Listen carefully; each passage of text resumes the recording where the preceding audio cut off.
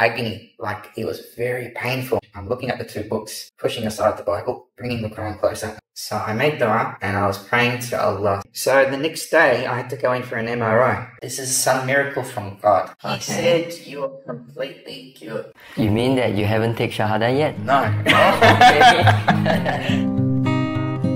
Namanya Caster, pria asal Australia ini pada awalnya merasa sangat muak dengan semua agama. Baginya, agama tidak memberikan dampak positif. Pandangannya ini dia simpulkan dari perilaku orang-orang yang ia kenal di lingkungannya. I was exposed to some religions over the years since my childhood. Growing up in Australia, there was Christians, Muslims.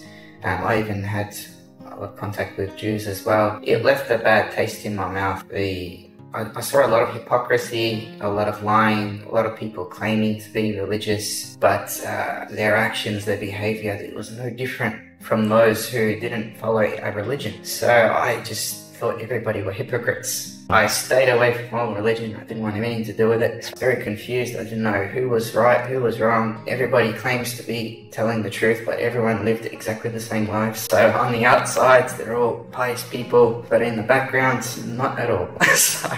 So I didn't have the best experience with religion. So I just tried to do good and live my life, treating people the way I would like to be treated. But my life felt very empty, very shallow. I tried to fill it with material things, chasing that dollar. But as much as I made, as high up the corporate ladder I got, there was no contentment. So nothing was satisfying me. So I didn't know what I was missing. So I got to a point where I just didn't care about any of my wealth anymore. Nothing made me happy. And one day I was in the office and I had a knock on the door, and it was Jehovah's Witnesses preaching the Bible. Normally I would have fun with these guys, but I was so bored this day. I said, come in. So they took out the Bible. I go for it. Give me your spiel. So I let them read, and they gave me some magazines. I said, good on you, see you later, and off I went. So this continued for 3 months, once a month, and I never used to read anything they would give me. It was just more for entertainment, to pass the time. After some time, the 4th month they didn't come, the 5th month they didn't come. I thought, where are these guys, you know? Monthly entertainment was missing. So I picked up their magazines and had a read, and I was liking what I was reading, you know, like about living a clean life, a godly life, and all of this type of thing, and it pulled some strings in there, so I kept reading and reading. Next time they came, I asked them, I said, give me a Bible. So they gave me the Bible, and I started reading, and obviously if you've read the Bible, you know, very, very difficult to understand. So next time they came, I said, look, introduce me to somebody who can teach me this, you know, so I can study and learn properly. So they did that, and I continued those studies for almost 2 years, I'd say. Sebelumnya Caster hanya iseng menerima penginjil masuk ke rumahnya. Sekarang, ia mulai tertarik membaca Bible secara intens. Tetapi, ada satu hal yang tidak ia sadari. Setelah beberapa lama membaca Bible, ada sebuah penyakit mematikan yang tumbuh dalam dirinya. Let me try and explain this one. Imagine a really long, thin needle, a metal needle that's been sitting in the fire pot now. You take this needle and stab yourself on top of your eye, bring it back to the back of your brain, and just pull it back and forth like that. If you can imagine what that would feel like, that's what it felt like. Sometimes it would happen randomly. But mainly it would happen when I'm focusing for a long period of time. So yeah, it's nicknamed the suicide disease. So no cure for absolutely nothing. So this is what I was going through. Yeah, alhamdulillah, it was just caused me a lot of pain when I would try to study and focus. At this stage I was pretty much finished studying the Bible. Caster berhenti membaca Bible. Namun minat bacanya tak bisa hilang, sampai ia menemukan terjemahan Al Qur'an. Dan anehnya, penyakitnya pun berangsur hilang. Bahkan dokter syarafnya pun takjub akan keanehan hal ini. Padahal Caster saat itu belum memeluk Islam.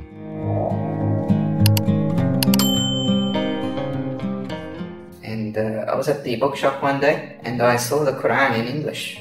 So I took it and brought it home and started reading. One thing I forgot to mention though, when I was studying the Bible, I came across a number of things which no scholar, nobody could answer. And I would write this down. So I had 4 pages full of questions that nobody could answer. 3 scholars, Christian scholars I went to, not one could answer these questions. I was simply told, you just have to have faith. That's not going to work on me. So I need to see it. I need the facts. I put these away. It's been sitting in my filing cabinet for a few months. So I'm reading the Quran. I read it once, just briefly skimmed through, second time, and slowly I'm adding notes, putting marks in there, here and there. So I did this 5 times. So by now I had probably 100 bookmarks throughout the Quran. And somehow, I don't know, after the 5th time, I remembered all the questions that I had from months ago from the Bible. And I thought, let's see if I can find them in here. So I pulled them out of the cabinet and started going through, and one by one I was finding all my answers. You mean questions in the Bible get answered by the Quran? Yes. It blew my mind. It absolutely blew my mind. And not just a few of them. I mean, literally every single question. Wow. All 4 pages. I didn't need an imam to explain it. I didn't need a scholar to explain it. Just in a basic English translation, using common sense, I was able to find these answers. And I remember sitting there, I was in agony. Like, it was very painful, my condition. So I had the Quran here and I had the Bible here right in front of me. And when I got through the final question, I'm looking at the 2 books. I just remember pushing aside the Bible, bringing the Quran closer and saying, this is the one.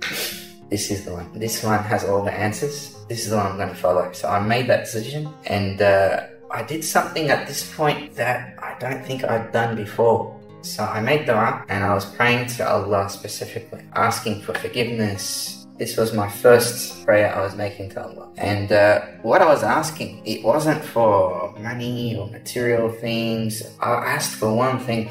I said, when I opened this book, the Quran, because I still wanted to learn about him. All I wanted to learn was about him. Who is he, you know?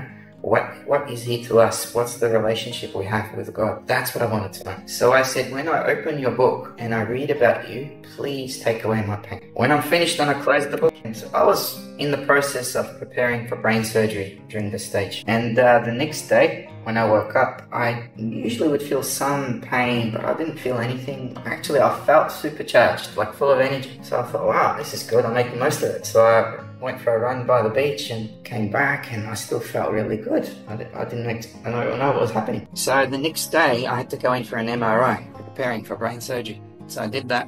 Came back home. I think it was another 1 or 2 days later, I got a call from the hospital. They're saying, you need to come in immediately to see the neurologist. I was expecting the worst. I thought it's maybe, I don't know what was going on. By this stage, I didn't really care.